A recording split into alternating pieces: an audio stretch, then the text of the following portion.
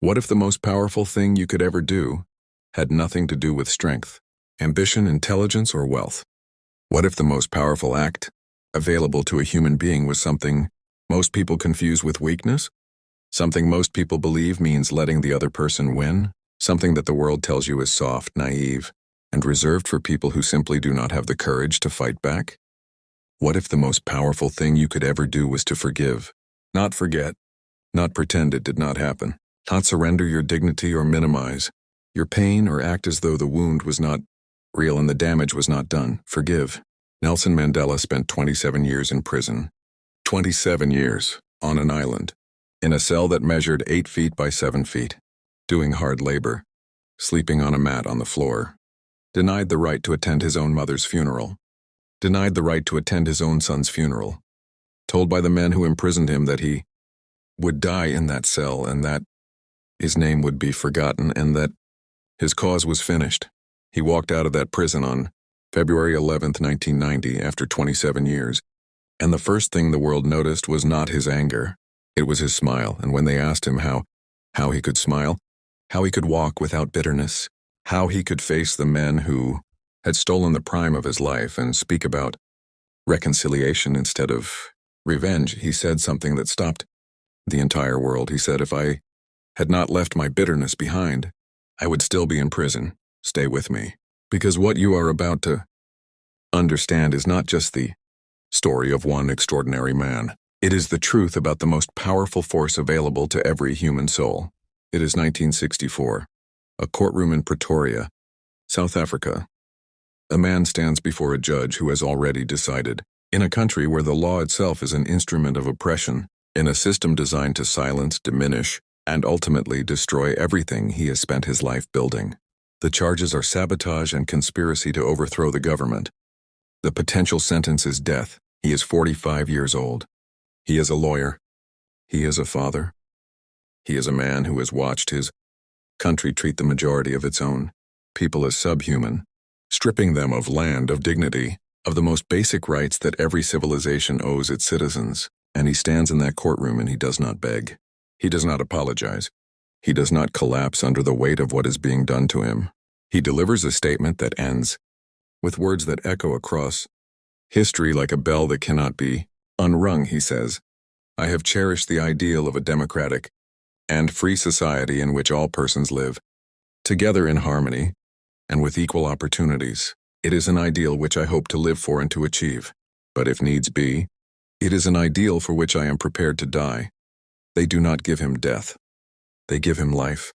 Life in prison on Robben Island, and in a different kind of man, a less extraordinary soul that might have felt like mercy. But for Nelson Mandela, for a man of his capacity, his intelligence, his vision, it was its own kind of death sentence. To be removed from the world at the moment of your greatest relevance.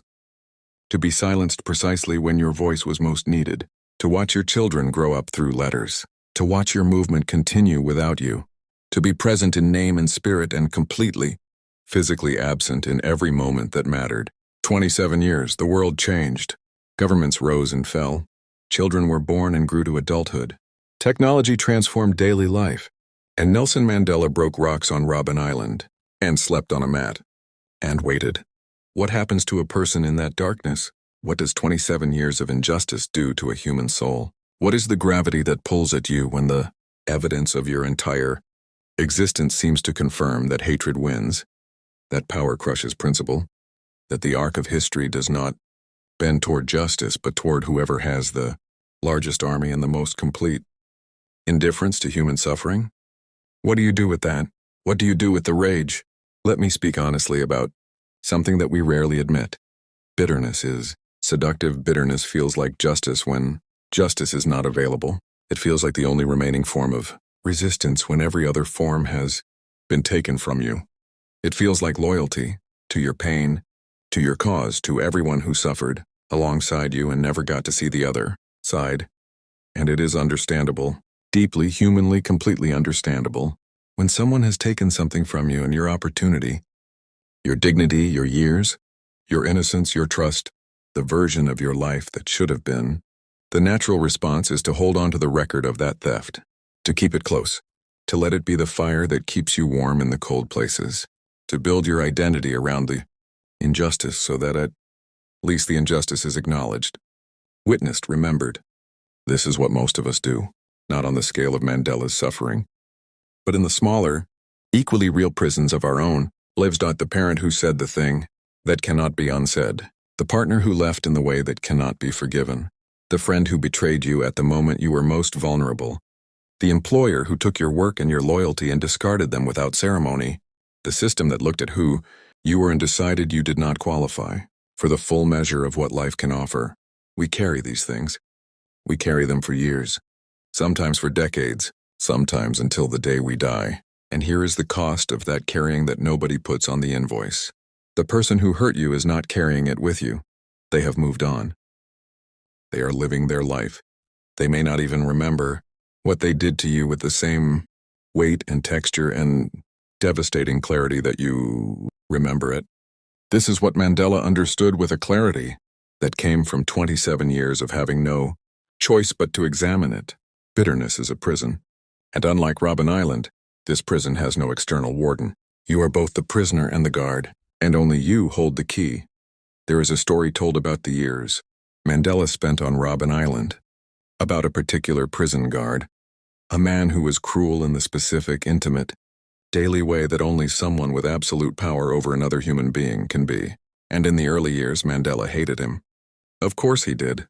He was human. He was not yet the icon. He was a man in a cell, being treated with deliberate degradation by someone who had been given permission by the state to treat him that way. But something happened over those years, something that Mandela later described as the most important internal work of his life. He began to study his captors, not to find their weaknesses, not to plan his revenge, but to understand them, to understand how a human being arrives at the place where they can treat another human being the way these men treated him. He learned their language, Afrikaans, the language of the oppressor, not because he was surrendering to them, but because he understood that you cannot persuade a man you cannot speak to, and you cannot speak to a man you refuse to understand, and in the act of understanding them in the slow, disciplined, profoundly difficult practice of seeing the human being inside the oppressor, something changed in him. The hatred began to lose its grip. Not because what they had done was acceptable. It was not. Not because the injustice had been resolved. It had not. But because Mandela made a decision that would define not just his life, but the future of an entire nation, he decided that the purpose of his suffering would not be revenge. It would be transformation. He decided that when he walked out of that prison, and he believed he would walk out, even when the evidence suggested otherwise, he believed it, he would not carry the prison with him. He would leave the bitterness behind. Because the bitterness would poison not just him, it would poison everything he was trying to build. That decision, made in a cell, in the dark without applause or witnesses or any guarantee that it would ever matter, that decision changed the world. The first lesson: forgiveness is not for the person who hurt you, it is for you. This is the truth that breaks open everything, the misunderstanding that keeps most people imprisoned in their own bitterness for decades. Forgiveness is not an act of generosity toward the person who wronged you. It is an act of liberation for yourself. When you refuse to forgive, you do not punish the other person. You punish yourself. You keep the wound open. You give the person who hurt you continuous, ongoing, renewable power over your emotional state, long after they have left the room, long after they have forgotten the incident. Mandela understood this not as philosophy but as survival. He could not afford to give the apartheid regime the additional victory of destroying his inner life along with his outer freedom. They had taken 27 years. He was not going to give them his soul as well. Forgiveness was the act by which he reclaimed himself, the act by which he refused to let his captors define him, the act by which he remained, in the only space they could not control, his own mind, completely and absolutely free. The second lesson: holding on to anger keeps you tied to the past while life moves forward without you. There is a Vietnamese Buddhist saying that Mandela's story embodies with perfect clarity. Holding on to anger is like drinking poison and expecting the other person to die. Think about the last person you have not forgiven, the last wound you are still carrying. Think about how much mental real estate that grievance occupies. How many conversations you have rehearsed in your head. How many versions of what you should have said. What you wish had happened differently. What justice would actually look like if the world were operating correctly. All of that energy, all of that cognitive and emotional capacity, all of that precious, irreplaceable time spent in a conversation that is not happening, in a courtroom that does not exist, in a version of the past that cannot be changed no matter how many times you return to it. Meanwhile, your present is happening without you. Your future is being shaped by your absence from it. The people who love you are getting the diminished version of you, the version that is still fighting a war that ended years ago. Mandela walked out of prison and went forward. He did not stop to settle every account. He did not pause to deliver the punishments that were, by any moral measure, deserved. He went forward. Because forward was where the country needed to go, and he understood that you cannot build the future while your hands are still wrapped around the past. The third lesson. True power is the ability to choose your response to what has been done to you. Viktor Frankl, the psychiatrist who survived the Nazi concentration camps, wrote that everything can be taken from a person except the last of the human freedoms. The freedom to choose your attitude toward any given set of circumstances. Mandela lived this truth with a completeness that is almost incomprehensible to those of us who have never been tested at that level. Every external freedom was taken from him. His movement, his choices, his time, his family, his comfort, his physical liberty. And yet he remained, in the deepest sense, the most powerful person on Robben Island, because he chose his response.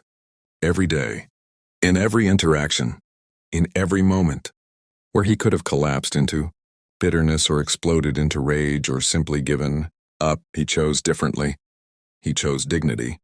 He chose purpose. He chose the long view. The wardens had power over his body. They did not have power over his character. And character, the quality of who you choose to be in the face of what has been done to you, is the only form of power that can never be taken away. Real power is not the ability to hurt others. Real power is the ability to absorb hurt and choose your response. To be tested at the highest level and remain recognizably, completely, unbreakably yourself. That is power.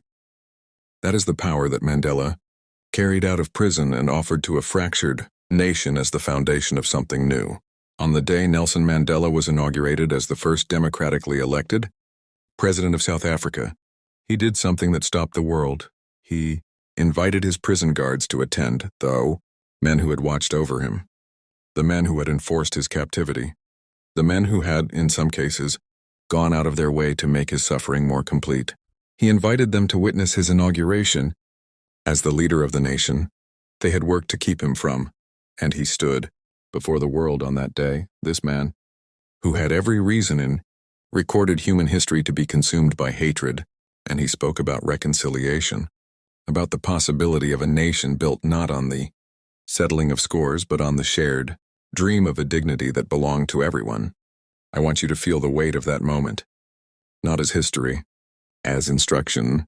Think about the hardest thing that has been done to you, the deepest wound, the most unjust loss, the person or system or circumstance that took something from you that you can never get back. Now think about what it would mean to invite them to your inauguration, not literally, but in the way that matters, the way that Mandela meant it, to build something so extraordinary with your life that the people who counted you out become witnesses to your flourishing, to walk into the future with such complete freedom that the prison of your past cannot reach you anymore, to become so thoroughly yourself, so fully alive, so deeply purposeful, that the bitterness simply has no room left to live.